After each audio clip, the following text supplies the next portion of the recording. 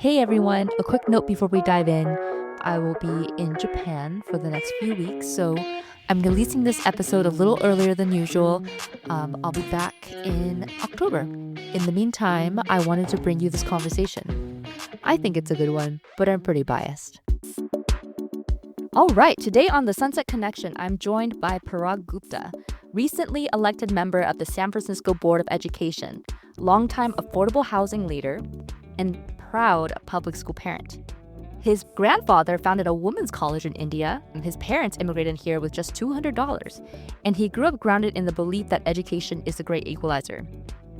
Professionally, he serves as Chief Program Officer at Mercy Housing, the largest nonprofit affordable housing provider in the country. And he's also a Sunset dad raising kids at SFUSD. Woohoo! Today, we'll talk about his immigration story, how he balances family and work and public service and life, and I don't know how he does it, and how housing and education in San Francisco are deeply intertwined. So with that, welcome, Parag. Thank you. It's wonderful to be here, Jessica. Thank you so much for having me. Yeah, so tell me about your grandfather. Your grandfather founded a women's college in India, and yet your parents only arrived here with $200. So can you tell me how that happened? Because I would imagine someone who had established such a, if I had established a college here, I feel like I would have more than $200 to give my kid to go to a different country. But what happened? Yeah, no, it's a great it's a great question. So chronologically, my father's the eldest. He left India, and my grandfather was still establishing himself. Now, let me be clear. My grandfather and my father come from a very small village about 4 hours away from Delhi. And at the time when my grandfather was establishing the college, he noticed that as he sent his daughters to school well after my father had flown the coop from his household, that a lot of the girls, a lot of the women that would end up going to college would have to go very far away. And at the time, it was not very safe for the women to go that far without having someone accompany them and so forth. So he thought it would be better if there was a local college. And so he started, along with others, a college. This is well after my father had left. My grandfather was very civically engaged, was part of the Lions Club over in his part. Yes. There's a Lions Club in India? There are many Lions Clubs, and credit to the Lions Club, as well as, and shout out to the Rotary folks as well. But there are many of those kind of civic engagement organizations all over the world. So my father had left. My grandfather had given him his blessing, had tried to provide what he could at that time, which amounted to about $200 that could then set my parents up to make their own fortune once they got to the United States. But the key thing that he set up my father with was a wonderful work ethic, an emphasis on education, and that's what was able to catapult him to have the opportunity to come to the United States and come to North America. Coming to this country, he also impressed on us the importance of education, how that enabled us to have the opportunities that we now have. And I've spent the last 25 years really working to build that with others and really working to empower community members to have the same opportunities I was able to have. Yes, because you went to Harvard. I was. So you achieved the American dream, Parag. I was very fortunate. I was able to work hard, but I think it's important to acknowledge that there's a lot of luck in this as well. Sure, but you did it, and that's impressive. I've got to admit, I applied to Harvard for my PhD program, didn't get in. It crushed me. It changed my whole life. Oh no. Yeah, it's okay. Now I'm here, so it's all right. And you're doing great. So I don't know about great, but I'm still cooking. Absolutely.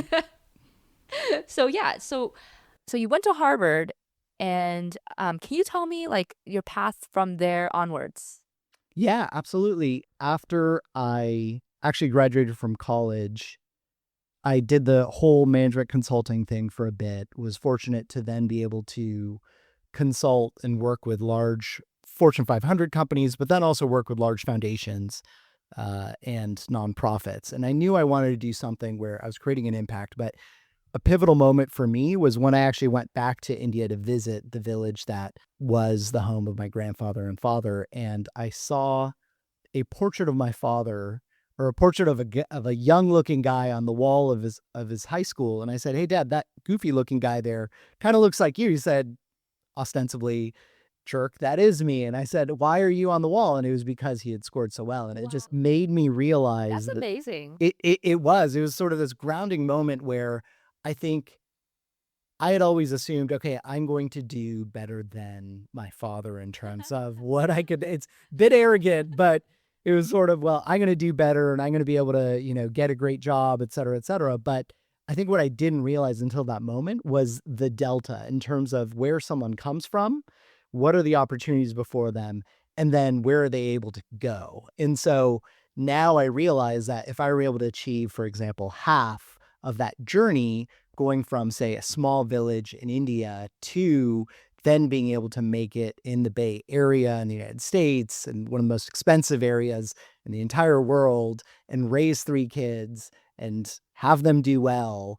If I were able to make that much of a journey, that delta between where my parents started and where they have ended up, I would be so lucky. So, and that's really what made me think, how do I make every career decision from now on where I am able to impact the most people possible and give them that opportunity? Because as we see, I mean, a lot of this is birth lottery. Where are you born?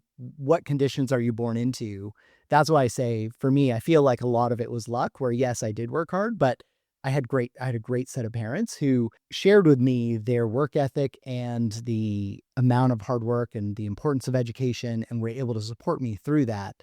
That made it so critical. So I was able to then work in the World Economic Forum after graduating from grad school at Harvard, and was able to bring the world's top social innovators from around the world to events like the annual meeting at Davos, which then attracts Fortune 500 CEOs, heads of states, so that we could put on stage next to, say, the CEO of Pepsi and the Chancellor of Germany, a social innovator that is doing amazing work on the ground, to make sure that when we talk about improving the state of the world, that's grounded in the reality of someone who's actually doing it.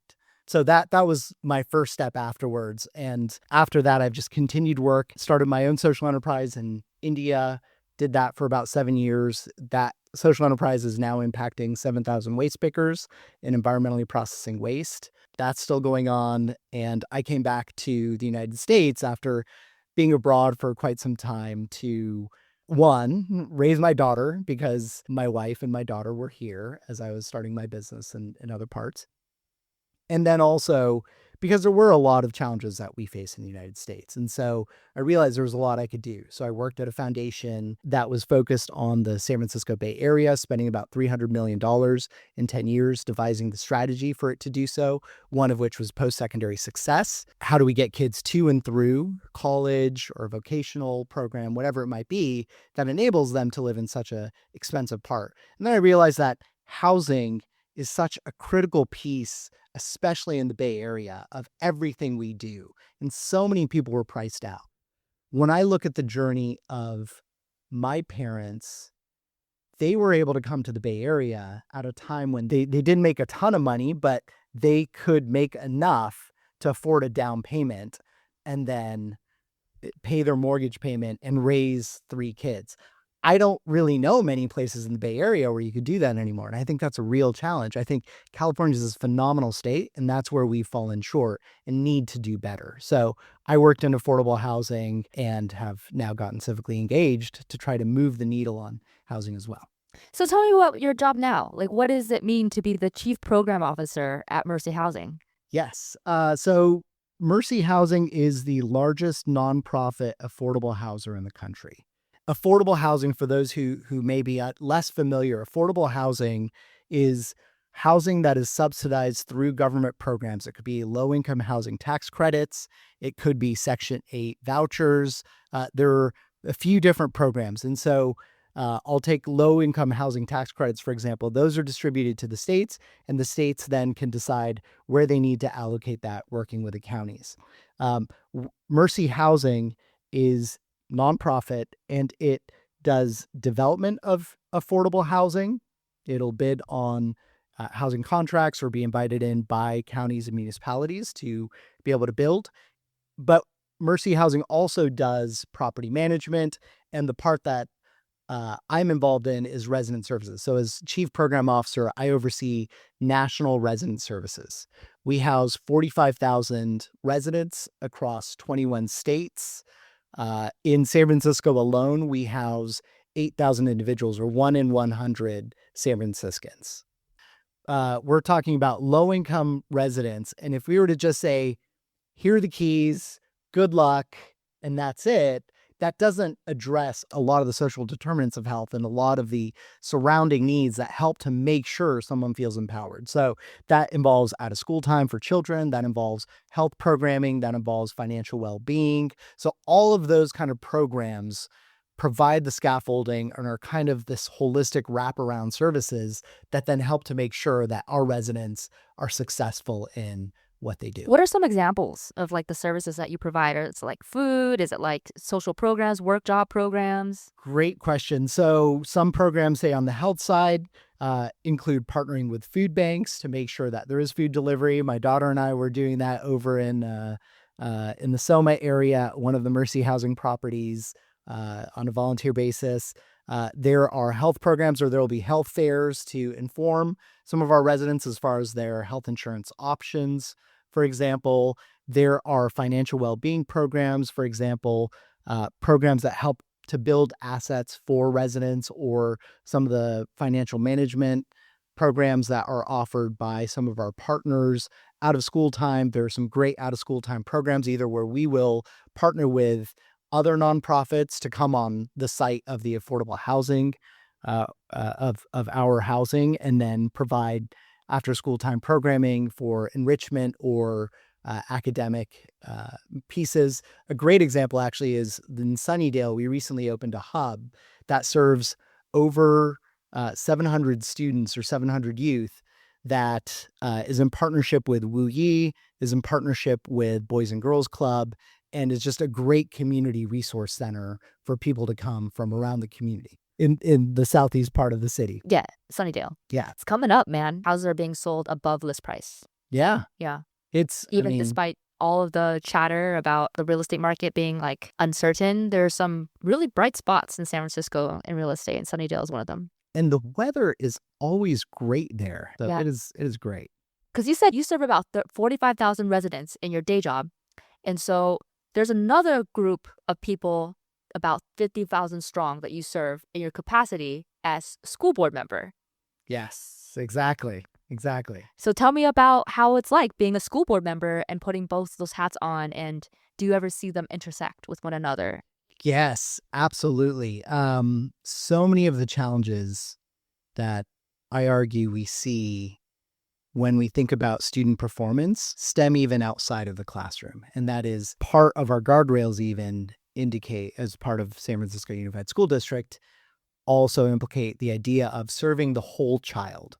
So does a child have a stable home? Do they have enough to eat? Are they coming well rested? Do they have the mental support that they require? There's so many other factors, and we all know this in our daily lives, that we need to take care of in order to go to work, go to school to be in the best place possible. And so housing is such a critical component of that. And one of the things that I'm happiest is when we do see that intersection. Mercy Housing and SFUSD, for example, do work together. I was actually just at an event at the Sunnydale Hub where I was able to wear both hats as a commissioner of San Francisco Unified School District and as an executive at Mercy Housing. And it makes me incredibly happy to see things like backpack giveaways, supply giveaways, where our families in Mercy Housing feel ready and their children feel prepared and are very excited to go to school, especially in the southeast part of the city where we know we need to do better and where we have a preponderance of our students. The other piece in terms of overlap, I would say, is the work that I've done as an executive in my career at Mercy Housing, in philanthropy, running my own social enterprise, has certainly prepared me for school board leadership. It's hilarious to me that like this person who graduated from Harvard that has like saved thousands of lives, that like is like a C-suite person who like worked at the World Economic Forum, has to do all of this stuff to prepare for the position that is the school board. My desire to work on the school board and why it's such a privilege to me is, and I think this goes back to the roots of my grandfather. It is, how do you serve and how do you engage your community? And I feel so privileged to be able to do so on the school board. We know our schools have had challenges. And what kills me is my daughter goes to SFUSD, and we as a family have had a wonderful time and continue to have a wonderful time as an SF family that has a child in SFUSD. She went to Chinese immersion school at D'Avila. We have a wonderful community at that school. She received a great education at Chinese immersion school at D'Avila. She's now at Roosevelt. She's having a great time there. And so many people look at some of the challenges we've had administratively and assume that then means that their child is not going to get a great education. And that kills me, because that is not the case. If anything, now what we're doing is we're trying to make SFUSD boring. Okay, Biden. We need more of that, right? I know. We have too much excitement in the political world right now, in the world right now. It's sort of the last thing anyone should have to worry about is the school that their child goes to. And so much of this, yes, absolutely. I think we see this movement across San Francisco politics, where it's sort of, how do we just get to deliver on the bread and butter issues that people don't want to think about and would like to just assume are going to happen. So what we seek is my child will get a great education. I can walk down the street and feel safe to do so. I can have housing that I can afford and know that my children, should they choose to, afford to live here as well. I mean, that is so much of the tenet of now what the DCCC is trying to do, what West Side Family Dems is trying to do. And I think our school board is now focused on, how do we focus not on political drama, but really focus on improving student outcomes? Because we recognize, even though my daughter is having a great time, that does not always equate to all 45,000 students having a great time. So where do we make sure that we're not leaving any of our students behind? We're uplifting everyone to have the great education that not only they deserve, but we should be able to afford in this city. So in a previous episode, I interviewed Han Lee, a reporter at the SF Standard, about what's been going on at the school board in terms of the budget and how Maria has been handling it and how the school board's kind of approached it. And so it sounded like kind of a mess last year, with potential school closures coming. Can you tell us where we are now and how what you're saying kind of fits into the reality of that situation? Yeah, it's a great question. So one, what we set as our priority this year, again, towards moving towards boring. So I want to first name, there's a lot that went off the rails last year. And I think that's where you saw a lot of movement, a lot of energy, and new school board members coming in starting in January. And so we have now focused on, if you look at our priorities, one, closing the $114 million budget gap for this year. Two, approving a new math curricula for use. Three, getting a better handle of our human resources situation and moving towards position control, which is absolutely critical, so that, not to be boring about the software, but in a district where the majority of our costs are people, understandably, educators, administrators, et cetera, we need to know where our credentialed folks are going, which schools are resourced with which people, and where we may need to make cuts or additional hires to be able to provide the education that meets the outcome goals that we've set for students.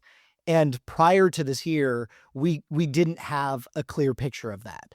Imagine driving on a road, not having GPS, and not even knowing how fast your speed is because your odometer is broken. So it's very difficult for school board members to make decisions when we just didn't have great data being presented to us on the financial side and sometimes even on the student outcome side. So those are the boring things. You just needed data. I'm a huge fan of data. Oh, me too. I'm a data nerd. and I'd say it's political will, where we have now a common purpose, right? And I think working as an executive in the impact space for 25 years, one of the first things I think that is critical is just aligning on the impact that we seek to create. And so we may have different perspectives as school board members, but we are all focused on the same purpose, which is our student outcome goals. How do we improve third grade reading? How do we improve eighth grade math? And how do we improve college and career readiness?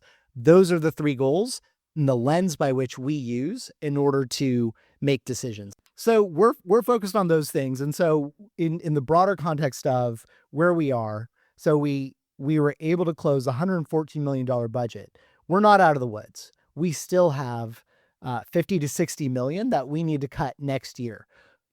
But because we now have better data, we have better information on our budget, our budgetary system. We now have a new chief business officer. I feel more confident in our ability to be able to close that. And it's not going to be easy. I just want to be clear. This process is not going to be easy. This was decades in the making, and we are now trying to get out of the woods on this. But I am encouraged by the fact that we have a board that's aligned on the hard choices we have to make, the outcomes that we seek, and now can move forward towards making them. As you're speaking, Mm-hmm. I really can hear the vision. I understand, like, you have helped me see the intent a lot more clearly than I think I've ever seen it before. However, what you and I are missing is the dialogue that's happening outside these four walls, which is the reality that these impact human lives. Yes. And we hear that loud and clear. That's what I'm hearing, right? It's all about displacement. It's all about how it's going to affect my job. It's all about how it's going to affect my kid. It's all about how I'm going to affect my future, right? Like, it's true. And we are living in a time where, honestly, that's inevitable and it sucks. But we are living in a time when there are two factors, I think, that make it even more difficult for you in your role than it would in any other time in history. And that's the advent of AI and how that will transform what it means to have a job, what it means to go to college, what it means to be successful in the future. All of that is changing in real time. Yes. And the second piece is the political aspect that outside of San Francisco of trans rights, of what it means to be, a human these days. What can we teach in schools? What do people want their kids to learn? How will they learn? So, easy questions for you to answer, right? So, like, how are you going to deal with that?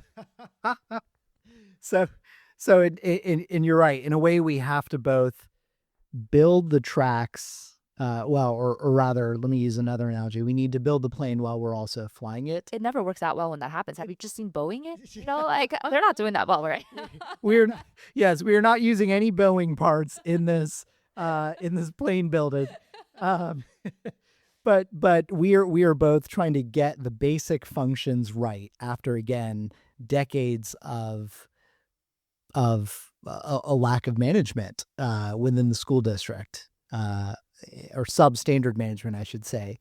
And so we are both trying to right the plane, if you will, and at the same time, we also need to look ahead, because it's not enough to say, okay, now we're back to the standard of the education that was provided in, say, the 80s or the 90s. It has to be one that's geared for modern day. And so I think that's where, in this process, and it's not necessarily just me saying, hey, this is what we should do, or any board member, not even the president. This is where, when we came up with the goals around literacy, around math, around college and career readiness, those were with engagement from the community. That was done with the community, where the community is sharing what those values are. And that's what our role as board members is to reflect the values when we make those decisions. So if it's, say, a 3-legged stool, one leg of that stool, of course, is the budget that we have to work with. The other part of that budget are, what are the values and how are we as board members reflecting the values of the voters that brought us into office. And then the third leg of that stool is the data. What is the data saying as far as how our students are doing when it comes to math, when it comes to education, when it comes to college and career readiness? Where do we have dark spots? Where do we have bright spots? What can we learn amongst our 125 sites? And where do we need to improve? Where do we need to push more resources to better train educators, to provide more staffing, whatever that might be, so that we're reflecting those values in those budgets? So that's how those three pieces all fit together to then reflect and take the wisdom of our community in both what they seek to see, as well as what they're seeing right now with everything coming forward in the future. But people can't like predict the future. So like people have all different types of predictions that contradict with one another. So how are you taking that into consideration? So it's a great question. And so if, say, for example, I'm a parent, in true case, I'm concerned, what are the skills that my daughter will need to be able to thrive in the workplace of the future? Right. And just be a productive human being that's happy. Right. And so I think I see a couple of different pieces that I'm a bit concerned about. One, we didn't have phones when we were growing up. Our prefrontal cortexes were able to develop in a normal fashion. I don't fairly normal. But I don't know if that can happen if kids are always glued to their screens. And I think there's some research around that has shown that it's changing our brain elasticity, how we're developing our neurons and how we're connecting. And yeah, absolutely. It's changing how biologically what our brains function. That's exactly right. Thank you. And with the advent of artificial intelligence, then what are the skills that my daughter will need, or all of our students will need, in order to succeed? Right. It's not going to be computational skill. They're never going to be able to beat artificial intelligence in terms of, being a human calculator, if you will. But what are the problem-solving skills that then will be necessary that will set them up for success? And to me, this is where I look at where we are and I say, we should be able to solve this. We are the epicenter of artificial intelligence, for example. So what do we need to do to bring in those resources we have as a community and those concerns that people have, and be able to hear them, be able to understand what those values are that people are bringing into these conversations? And I'm not expecting the community to have answers to these, but if they're voicing these as concerns, then when we revisit the visions, the values, the goals, and the guardrails that we set up as school board members, we then can make sure that these are things that we need to address and bring in the resources, whether it be our staff, whether it be experts from the outside that are helping us to look at these, so that, again, going back to, if I'm a person, if I'm a community member, if I'm raising a family in the San Francisco Bay Area or in the San Francisco, I don't have to worry about that. I know the school is thinking about that. I know the school district is thinking about that, right? That is one less thing that we want our families to have to worry about, because they should feel like the San Francisco Unified School District does care about that and is taking that into consideration. But parents are going to worry. Absolutely. I mean, parents absolutely will worry. There is not a day that I don't worry about something with my daughter.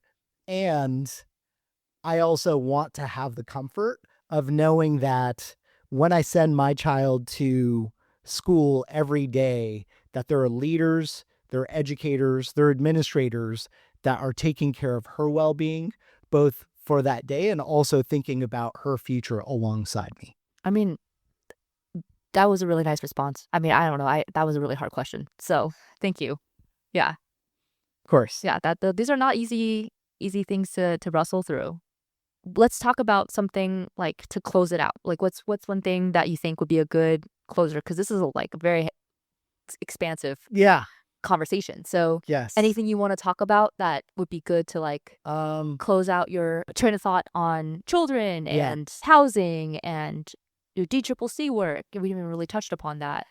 You have a lot going on. Yeah. Yeah. It's amazing. Like, I feel like we need a few more hours to really go through it I all. wouldn't bore you or your listeners with that. I've had the benefit of living in, on 4 different continents and, Right. traveling all over, and the intellectual horsepower that we bring, and we care as a community, like San Francisco, It attracts a certain type of person. it attracts a certain type of person.